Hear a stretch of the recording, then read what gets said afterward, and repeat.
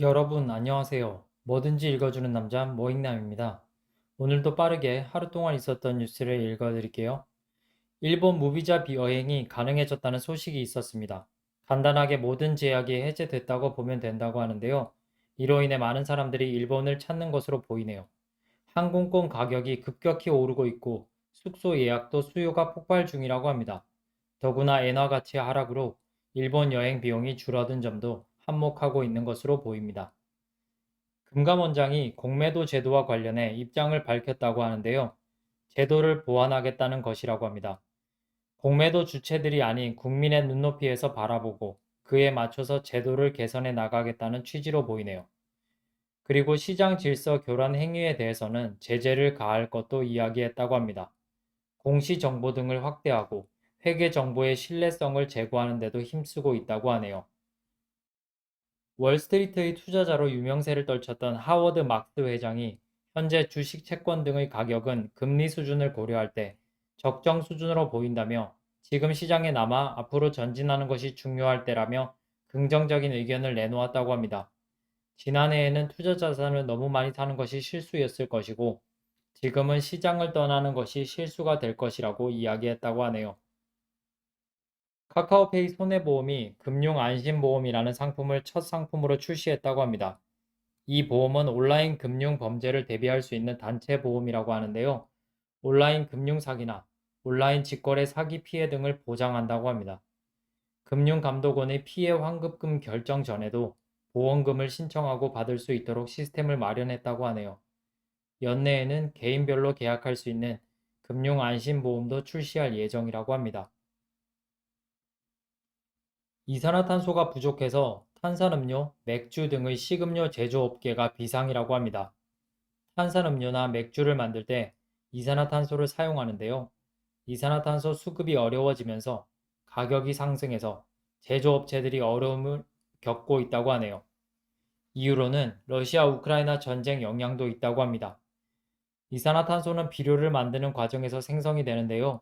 이 비료를 만들려면 천연가스가 필요합니다. 하지만 최근 전쟁으로 에너지 가격 급등으로 비료업체들이 생산을 멈추게 되면서 이산화탄소 생산량이 줄어들게 된 것이라고 하네요.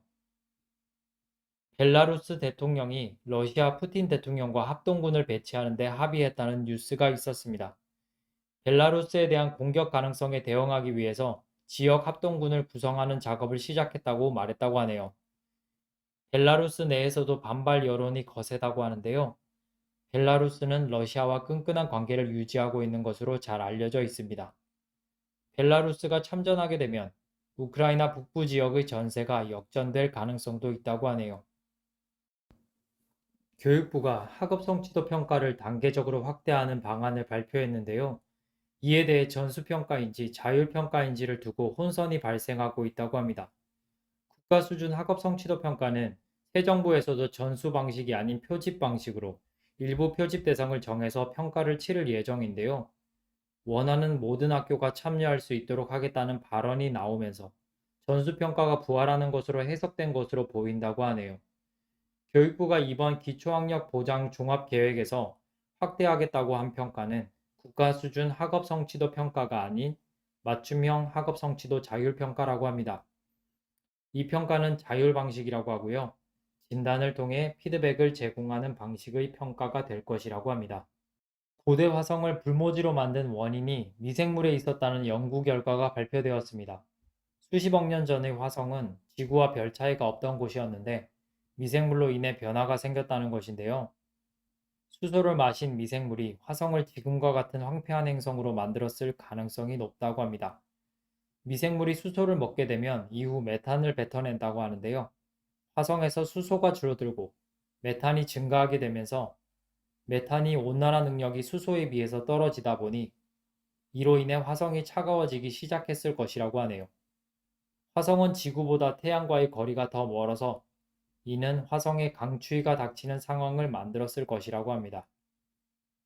현재 화성의 평균 기온은 영하 63도 수준이라고 하네요. 오늘의 모익남 뉴스는 여기까지입니다. 이번 시간은 10월 12일 공모주 청약 안내입니다. NH 스펙 24호 청약이 있습니다. 청약은 NH투자증권에서 청약하실 수 있습니다. 하나금융스펙 25호 청약이 있습니다. 청약은 하나증권에서 청약하실 수 있습니다. 핀텔 청약이 있습니다. 청약은 대신증권에서 청약하실 수 있습니다. 한국스펙 11호 청약이 있습니다. 청약은 한국투자증권에서 청약하실 수 있습니다. 플라즈맵 청약이 있습니다. 청약은 미래에셋증권에서 청약하실 수 있습니다. 오늘도 끝까지 시청해 주셔서 감사합니다.